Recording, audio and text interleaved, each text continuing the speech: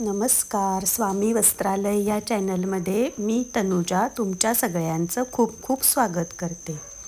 जीवनाचं सार एक कविता वाचून दाखवते. जन्माला आला आहेस थोडं जगून बघ.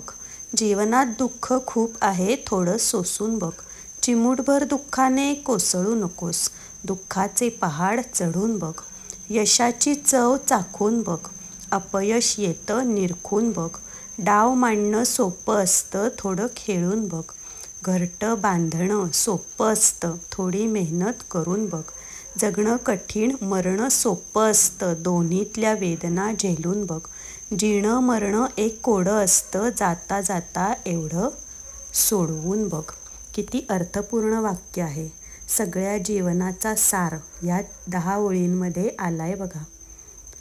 आपण करतो ते सगळं कशासाठी? जन्माला आलोय पण जगणंच विसरून जातो. जगणं विसरून जातो आणि नुसतं लागतो पैशाच्या मागं. पैसा गरजेचा आहे, खूप गरजेचा आहे. हे काय माझंसुद्धा दिवसभर पैशासाठीच चाललं आहे. पैशाशिवाय सतनागत.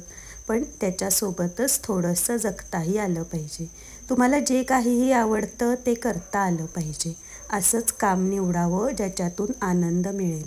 अशाच ठिकाणी आपलं मन रमवावं. अशीच नाती जपावीत जिथं आनंद मिळेल. अशीच माणसं जपावीत जी वेळेला तुम्हाला सावरतील. कठीण प्रसंगात तुम्हाला हात देतील. नाहीतर काय हो, नात्यांचा बोजा. दुसरं काय आहे? खूप सुंदर कविता आहे. आज अशीच व्हॉट्सअपला बघितली. म्हटलं वाचून तरी दाखवावी. खरंच घरटं बांधणं किती सोपं असतं. हल्ली फ्लॅटच्या मागं सगळी लागली आहेत. फ्लॅट घेणं किती सोपं आहे पण नंतर त्याचे हप्ते भरता भरता नाकीनऊ येतं. गावाकडचं घर असेल तर ते जपा. वडिलोपार्जित गोष्टी अशाच मिळत नाहीत. पण त्या मिळवण्यासाठी थोडेसं नाती जपायला लागतात. थोडंसं सांभाळायला लागतं. काय सांभाळायला लागतं? तर नंदा, जावा, दीर सगळ्यांचे काही चोचले असतात ते सांभाळायला लागतं. ते थोडंसं जपलत की सहजच मिळून जाईल हो तुम्हाला. जे काही तुम्हाला हवं आहे ते. वडिलोपार्जित जागा सहजासहजी मिळत नाही. खूप खस्ता काढायला लागतात. मीही काढल्यात. पण आज त्यामुळंच मी आनंदात आहे. जगणं खरंच कठीण आहे हल्लीच्या काळात.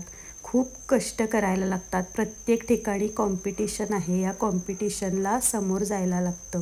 त्यामुळंच खरंच जगणं खूप कठीण आहे आणि मरणं हे अवघड आहे. जीणं आणि मरणं खरंच एक कोडं आहे.